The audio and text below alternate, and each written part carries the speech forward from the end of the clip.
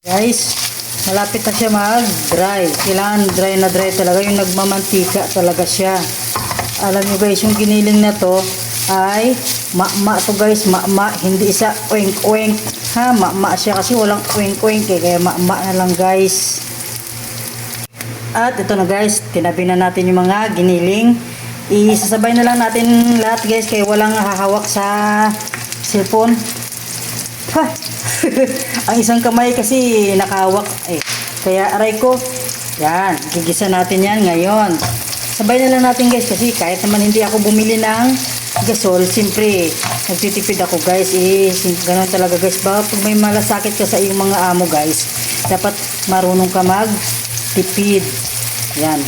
Saka kahit isabay yan, wala namang problema, hindi naman na sila iiyak. Ako lang nga ang iiyak dyan sa sibuyas. Yan, pinaiyak niya ako. Gisayin na natin ng konti. Ayun, okay na guys. Ngayon, nagisa na siya, medyo na brown na guys, konti guys. Ihalo na natin ang giniling. Okay. Halo-haluin lang, ganyan lang guys, halo-halo. Natuto ring maghalo-halo para hindi masunog. Guys, tapos na halo-halo, ilagay na ang gulay galing sa garden. Ayan. Galing sa garden yan guys, garden ng Bagyo. Walang garden dito. Ayan na guys. Nahalo na natin ang gulay sa ginisang giniling na alam mo yung baka guys, baka. Yun oh.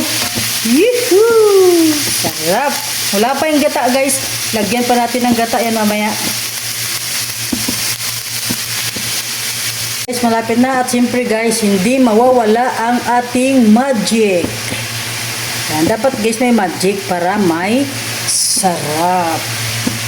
At ito pa guys, ang ating paminta. Ayan o, yan o, yan.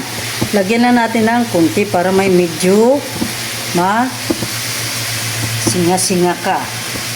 Yan na guys, may magic sarap na, may siyempre, hindi naman pwedeng itago natin yung magic guys, no? Kasi ito talaga yung nakakabuhay ng lamang loob, ang magic para sumarap. Yan, halo-haloin na. Tapos, may paminta na siya. Ilagay na natin ang gata. Sorry, kukumama na. Ubusan ng kukumama dahil kaya ito na lang guys. Siyempre, sasabihin natin yung pangalan ng mga gata, no? Para malay nyo, kukunin tayo ng model ng gata ng kukumama. Yan guys, dahil walang kukumama, fresh gata yan guys, fresh. Okay, ipipress ko rin to guys, ipipress. Yan. Okay na. Ngayon, halo-haloin na. Napansin nyo sandok ko? Iba na ang sandok ko, wala nang butas kasi may gata na yan guys. Puro naman tayo guys nito. Yan. At lagyan natin ng kunting patis guys, dali lang. Guys, lagyan natin ng kunting patis guys. Pwede naman patisan to guys kasi may gata. Alam nyo guys, ang patis guys, maraming pinaggagamitan yan. Yung patis, pwede siya sa tinulang manok, paborit. Nilagang baka, minudo, pritada, mga ganun-ganun guys, no? Siyempre sa munggo, lagyan yung patis. Pati napunta sa mga ganung ulam, no? Eh, ang niluluto ko, gising-gising guys. Gising-gising yan, sarap. Yan, malapit sa maluto. Kunting luto lang kasi mabilis lang maglambot yung gulay natin na galing sa garden ng Bagyo. Okay na guys, luto na to guys. Tama na. Okay, kain na. Gising-gising. Tapos kain, tulog. Thank you guys. Thank you for watching sa aking gising-gising.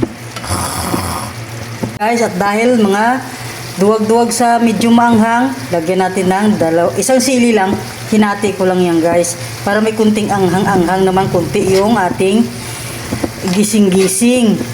Dalawa lang guys, isa lang pala, hinati ko lang yan at pag medyo maanghang na, aalisin ko yan, basi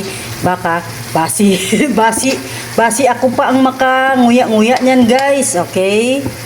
Thank you for watching again guys. Salamat. Kain na tayo guys ng gising-gising para makatulog. Joke lang. Pag tanghali to guys, pag tanghali. Bye bye gising-gising. Yee, sarap. Oops.